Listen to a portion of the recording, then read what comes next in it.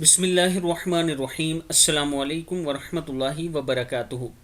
عابد راجہ channel کی طرف سے آج میں اپنے دوستوں کو رسول اللہ صلی اللہ علیہ وآلہ وسلم کا ایک بہت ہی پیارا فرمان بتاؤں گا۔ آپ دوستوں نے اس پر ضرور عمل کرنا ہے۔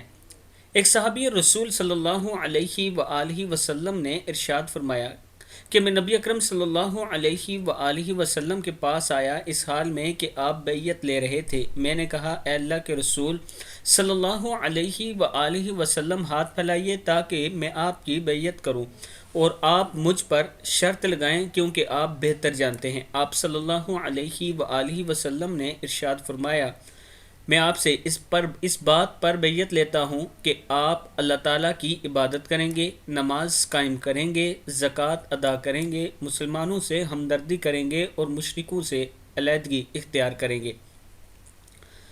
یہ حدیث نمبر موجود ہے۔